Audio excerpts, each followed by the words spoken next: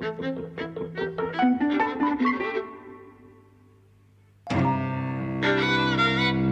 and welcome to Eavesdropping at the Movies. I'm Mike. And I'm José. And today we're talking about French Exit. We'll get into various things about this. The first thing I want to do is encourage people to see it. I really liked it. I really liked it. So that's a good way to start because there's spoiler territory coming up and there are surprises in the film. And it's kind of an oddball. So before we get into that, I do want to put that out there that this is worth seeing. And I'm really glad that we're back at the cinema because this is the kind of thing that we were seeing for the 3 years we were doing the podcast before lockdown. Because we had the unlimited cards, we were seeing a lot of things that we wouldn't ordinarily bother to go and see, right? We were just seeing lots like The Commuter or something like that. We wouldn't have seen that normally, right? Yes, we didn't know anything about this film. In fact, we wondered if it was a French film. Yeah, for some reason, I looked it up on Cineworld's website because it was available, and I just had a quick look at the sort of précis that they'd put up with a bit of a blurb, and for some reason I took out of it that it was a French film with a French director, and it's nothing of the sort. It's a Canadian-Irish co-production. It's in English language. It's Michelle Pfeiffer and Lucas Hedges and a number of other English-speaking actors. They go to France, and there's some French spoken in it, but it's primarily English. The director's not French. The director is Azazel Jabocs. Yeah. Azazel, I'm not sure how to pronounce the first name, son of Ken Jacobs, the experimental filmmaker. He's an American director. It's based on a novel written by Patrick DeWitt, who's a Canadian author. And a recent novel, which is interesting because the novel was published in 2018. Yeah. So this has gone on the screen very quickly. Yeah, obviously one of these that's been optioned, and he's written the screenplay himself. So the point is, we were completely misinformed, and actually I think we both expected very, very little from this. When we were saying, I was saying on Facebook, I think this probably looks a bit shit. And you were saying, I'm not interested in that. And I said, well, we should definitely see it for that reason, because this is, let's go see it. So I'm thrilled that it turned out to be interesting and kind of lively and surprising. Let's say from now on we're going to be into spoiler territory. I don't know how quickly we'll get into it, but we are going to be from now on, okay? We're going to talk about the events. The film is about Michelle Pfeiffer and Lucas Hedges play mother and son. She's a sort of formerly wealthy socialite. She's now a widow living in New York. And Manhattan Bank takes the last of her money, basically. She's forced due to becoming destitute almost. Or having the last of her inheritance left. Yes, hardly destitute. It's true, hardly destitute, but she's down to her last kind of bag of money. 20 or 30,000 euros. Yeah, she's having to sell all the art and sell all that. That's the kind of situation she's in. She's forced to rely on the kindness of a friend who has a flat in France, an apartment in Paris. They go and take up residence there. She goes with Lucas Hedges, her adult son. And the film kind of meanders from oddity to oddity. So there's this thing about a psychic character who apparently can actually speak to the dead. The soul of Michelle Pfeiffer's dead husband turns out to be living inside her cat, and they can converse with it through seances, right? And what I love is that there is such a deadpan way that it happens. No one's that overly sceptical about it, but neither are they like devout true believers. It's just a thing that happens. They just have a seance and it works. The film has a lovely tone, which is both kind of sad and melancholy and funny, and creates a space of possibility where also the supernatural, in a certain sense, can take place. Yeah, and it's just part of the same world. Yes, and it's part of a real world, so it's not like a sci-fi film or a horror film. No. It's just kind of, it's the world of a bittersweet romantic comedy where your ex-husband is a cat. Yeah, absolutely. It's a curio, right? I think that there are elements of the film that are very camp. Yeah? Yes, that are very anti-MAME, in the sense of the Rosalind Russell film, and indeed, the musical with Lucille Ball.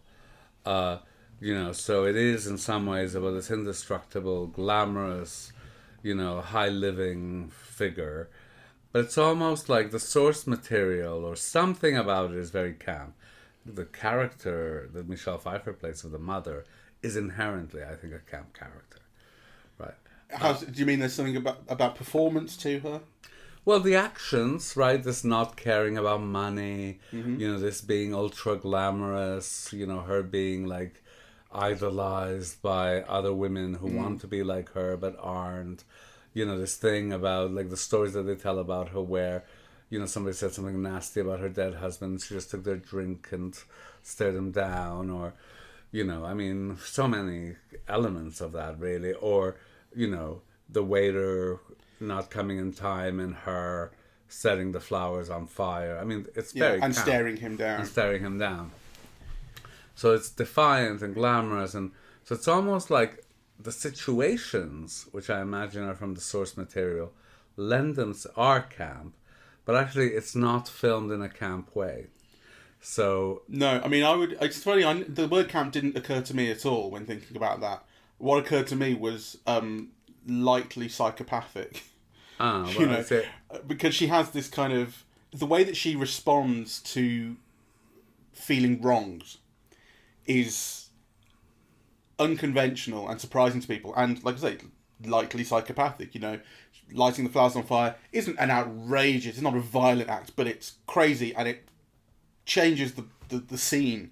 And she puts herself in charge of it very confidently. Well, but that's often the way that these camp figures, these women who some people said are really like men in drag, or gay men under disguise. It's often like that. They're out of place. They're too wild. They behave in an unexpected manner. They're completely unconventional.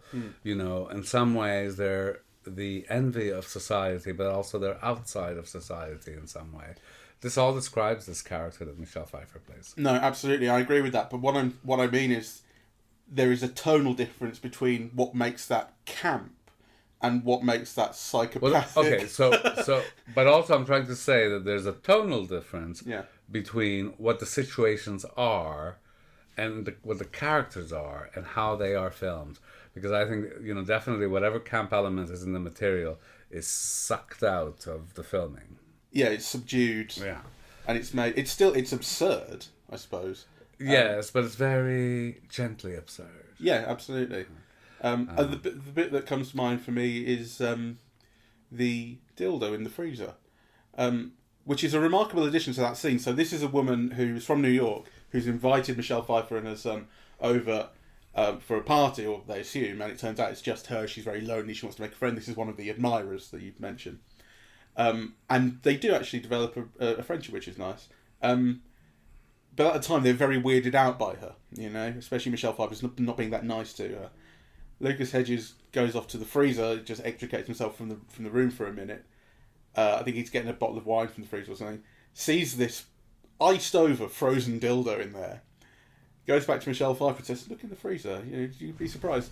And they do. And obviously, the woman doesn't know that they've gone to do this.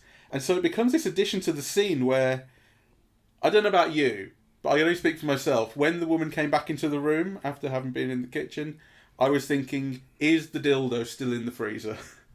Because the conversation goes on and it's never mentioned. I'm just thinking, where's that dildo now? Well, that is also an element that made me think that there's a gay sensibility behind this. Because, if you wanted to show that this woman who's very repressed and so on is sexually wild, which I think is the intent, or is open to sexual wildness, which I think is the intent of the dildo, I still think it would have been a different kind of dildo. This is almost like the type of dildo that you see in gay sex shops, right? Which is like enormous. It's reasonably big, yeah. It's not, it's not a foot long. But it's not a foot long, but it's half a foot wide. So, it's got some chunk to it. Yeah, I do think that, you could imagine, and it is that difference. I mean, when you see women talking about dildos or using dildos, it's a different kind of dildo. Well, you're talking about vibrators, I think. Because the thing is that dildo, this has a penis-like appearance. It's meant to look like a penis. Well, it's not the same with the vibrator. No, but, and I've seen it before in like Ann Summer shops or whatever. They do not look like the ones in the gay sex shops. Which are big.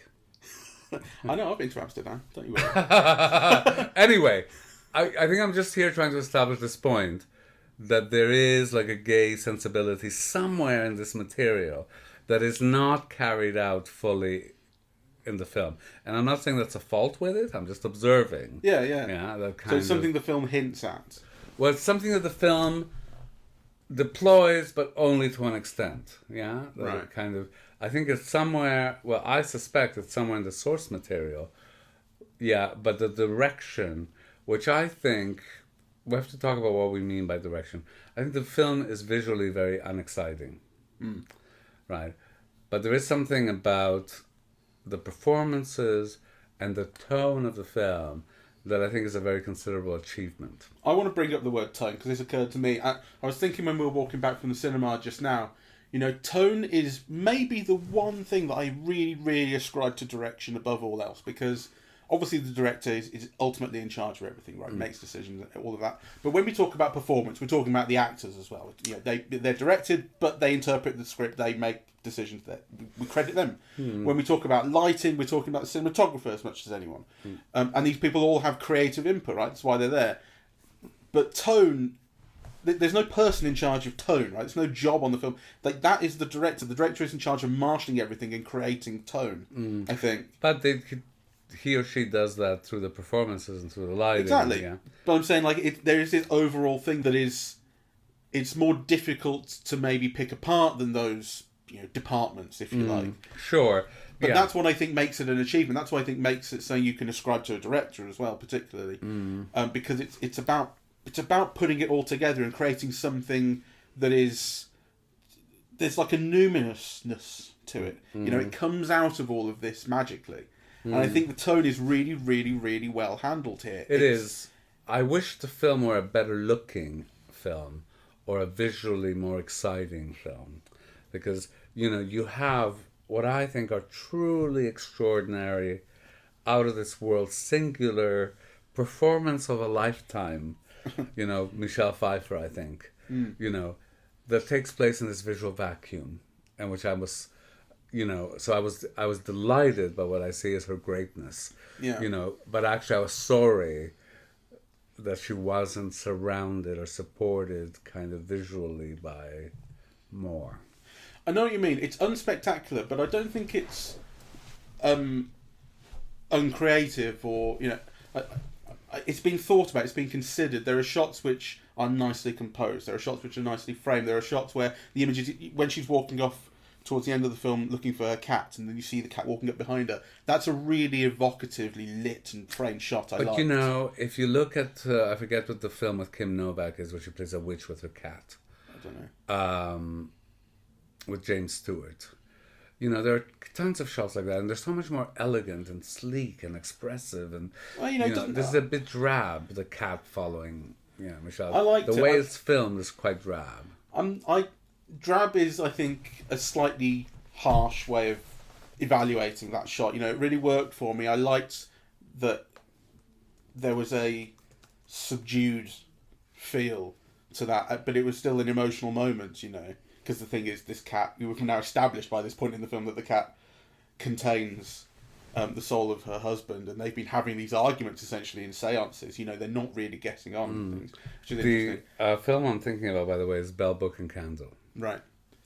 But that as a kind of final indication that there will be a reconciliation to this relationship, the cat following, I really enjoyed. And I liked that it happens from a distance, but it's privileged. You know, I like the cat in silhouette. I think it really works. It was very evocative to me. I like that moment. Yeah, well, I thought it was a bit drab. Particularly since, you know, once they land in Paris, you know she's going to die. Like, you know, you're thinking, what is the way out of the situation? And in a way, kind of, there is no way out, right? Like, you know, so the question then becomes about what happens between her and the son, and do you take it as read that she dies at the end? Oh, yes. I don't at all. No. Well, that was completely my understanding. Why did you think not? She goes off into the night, no money left. The young girl, who is the medium, heads off in another direction because she knows what's going to happen. She stops the conversation precisely so that the husband will come after her. And my understanding is that they both, die together. That's kind of... Yeah. The film then shows us the next day, right? Like... They're looking for her. They're looking for her, yeah. Yeah. So, she's gone, right? Yeah. The fact that she hasn't come back to me doesn't say she won't come back. I think it is... You sense a sequel in this. I sense a little... I don't sense that you are meant to read that as definite. It's certainly a possibility, and it's mentioned throughout the film that she writes a suicide note, when the money goes, I will kill myself. But it's always kind of balanced back. Like she says, it was a bad day. I was dramatic. Well, my whole interpretation of the film hinges on that. Right. Because I think, she said her goodbye to the son. She's explained that the father was not that bad. She's explained her complex relationships to him. They've established a love for each other. So now, both the husband and her, who hadn't wanted him in the first place, get out of his way so he can have a proper life. Because you've also seen throughout the film that she's a barrier to him having a fulfilled life. That's true. And the film is called French Exit. Yeah. Which is, people may know that as an Irish goodbye. Leaving without saying goodbye. Yes. Which is what she does at the end. Yeah. So that's a clue in itself. I kind of... Yeah. Anyway, that's my reading of it. And I thought, it was lovely. I loved the tone. I found it very funny. It's unexpectedly surprising in a minor key, right? Like, so there isn't any it isn't depicted as grandly, so little things are hinted at. Yeah, like the thing about the cat, you know what he's like, don't you?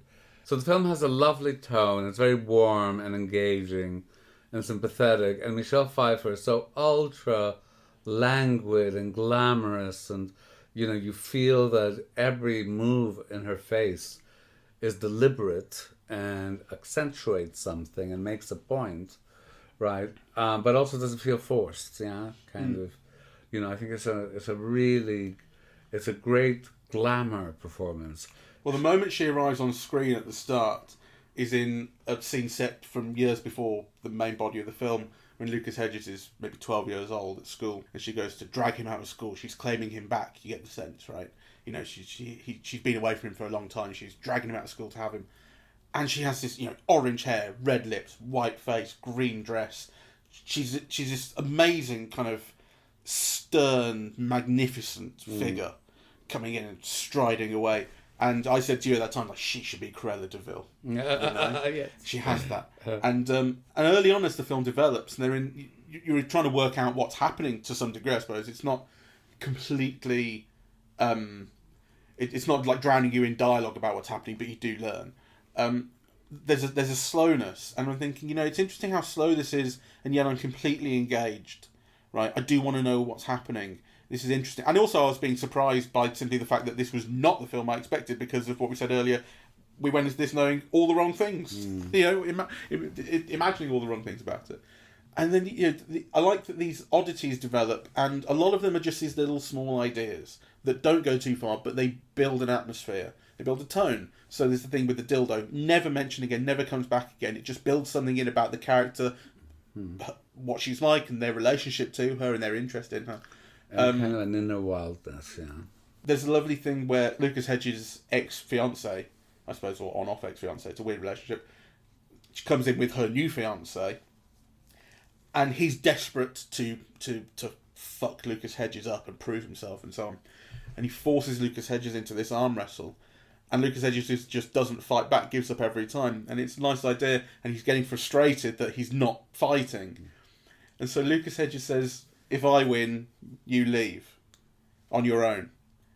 And so they arm wrestle again, and he just gives up again, which I didn't expect. Yes, and he goes, okay, so what do I win then? Nothing. Everything's exactly the same. And what a wonderful, surprising way of doing it. But also, the mum laughs. And we've heard the story about her staring the guy down and drinking his drink when he insults her. And we've seen her lighting the flowers on fire and staring the guy down. And this is his version of that. He's taken that on. And it's the first time you've actually seen him really fight for something. You've seen him mourn the loss of the relationship with his girlfriend and kind of on the phone try and beg for it. But it's not strong. You know, he just, like, when she says, please leave, he does leave. He doesn't, there's no fighting in it. And now this is his version of standing up for himself. But it's in this subverted way. He's so great. And actually, I think what Lucas Hedges brings to the role is a kind of a realness in terms of feeling. You know, because actually I never feel that Michelle Pfeiffer is a real person.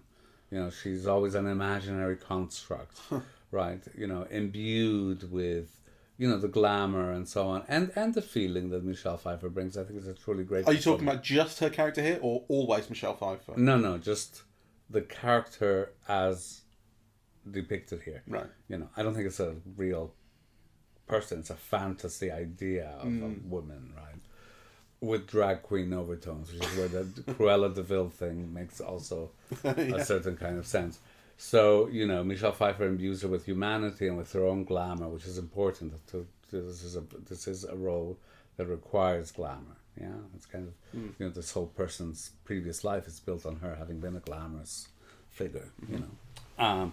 But there's something about Lucas Hedges that feels just really, that's just real. That's just about feeling, yeah, rather than about a type of person, you know. Yeah, so his conversations with his girlfriend, his interactions with his mother, his politeness with, you know, the other people, the way he jumps into bed so quickly with, you know, the media Madeline, yeah, and you feel like his understated glee at it, yeah, you know, like he conveys emotion in a kind of a very direct way, and yet the emotions are kind of complex, yeah. So I think he also gives a very great performance, actually, of a very different kind than Michelle Pfeiffer. You know, partly because Michelle Pfeiffer knows the camera better, right? So her performance is often about tilts of the head, you know, how she moves into the camera, like, at a certain angle of her face. It's a very, it's a film that's very aware of cinema, yeah. Whereas Lucas Hedges is not. Yeah, it's almost like the camera's catching him, whereas Michelle Pfeiffer is performing to the camera, the camera, yeah. But that's a difference in the characters too that makes sense. It's a difference in the characters, but it's also a difference in knowledge and skill. Yeah. You know, so, I mean, obviously they're both very good actors, but Michelle Pfeiffer has an understanding of cinema and lenses and lighting and proximity to camera and so on that Lucas Hedges does not yet. Maybe that's the case. He is young, but it does suit the character. As if he did know more, as you put it, or as I might more charitably put it, was doing more, you're choosing to do more, it wouldn't be right for the character. It's not a question of doing more or doing less. It's a doing it in relation to the camera. Well, that's what I mean. It wouldn't be right for the character. Michelle Pfeiffer is not doing very much. It's no, but you notice those things, as you mentioned, you do, and I think you would notice it with him, and it wouldn't be the same. Maybe he's a retiring, reserved. He wants to hide. So many scenes you see him, particularly when the flat gets full of people, which is a surprise in itself. I think after you've seen like 3 people max on screen for so much of it, most of it is he's sat there in a chair, being very still, having no lines of dialogue. He's just in the background. Like that's his character sinks into those scenes. One of the achievements of the film. Well, I was going to say, what's the film about? You know? Yes, what is it about? Because it's clearly about money. Mm-hmm. You know, the film has an interesting relationship with the homeless. Exactly, almost overly romantic. So you know, it theoretically has this anti money stance, right? You know, money's not important because with $20 you can have your smokes and your wine and look at the stars and be fine. You know, yeah. But on the other hand, it moralizes it. So somebody's good because they take some money and not all of it, and then someone is kind of like a dangerous crook because they just grab it all. And so I think the film has a weird morality around it, and also a kind of a hypocrisy around it. So, you know, the way that the protagonist is burning through it is a kind of bohemian disdain for it.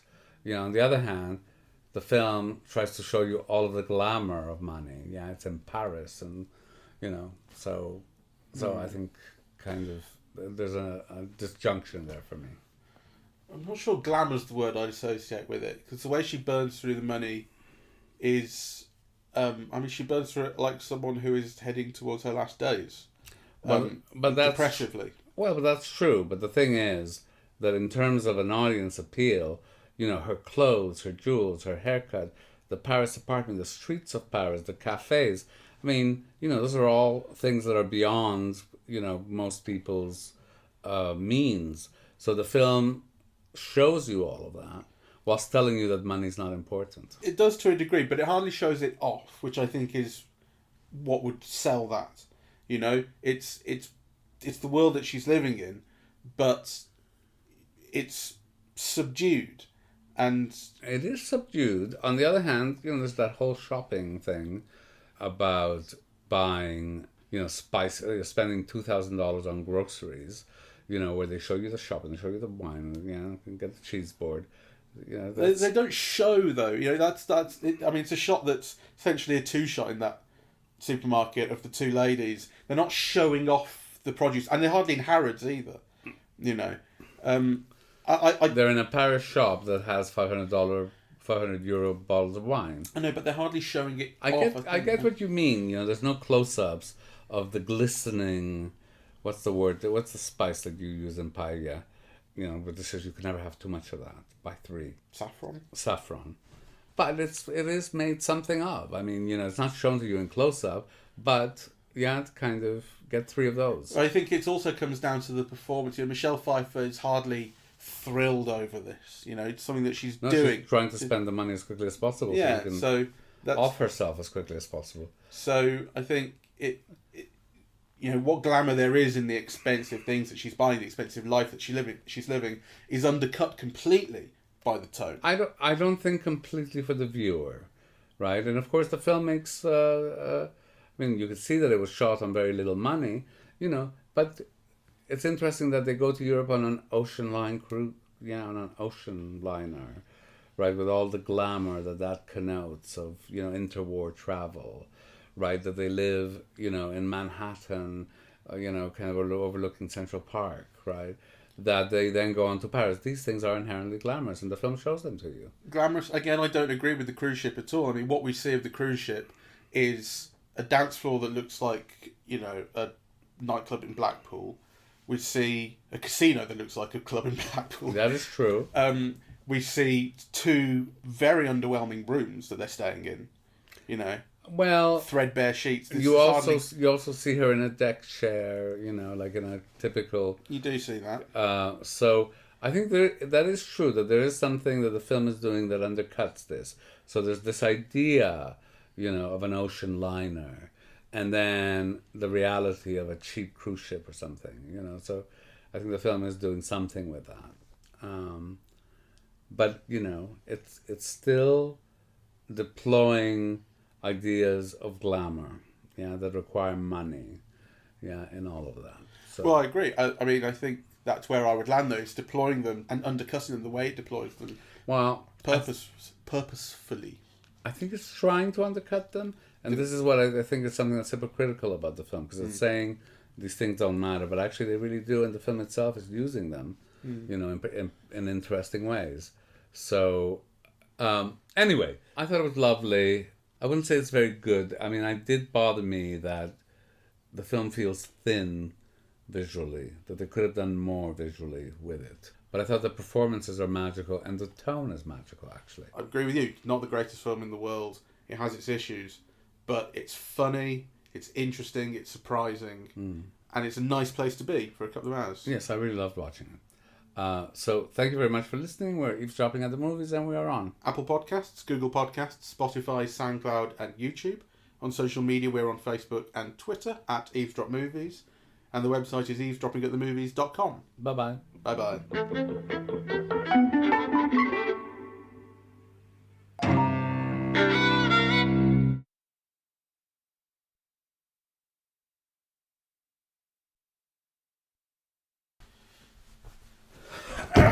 Oh shit! I think something just maybe one snapped. Well, if it snapped, you know, at the bottom, one of the springs maybe. Maybe. It doesn't matter. I mean, I need a new sofa, but I thought that one would last for. It has lasted, to be fair, for 4 years of me sitting on it. No, that's all right. You know. So, go on. You know, well, look, like, I think I've lost weight, but that did not fool the couch, apparently.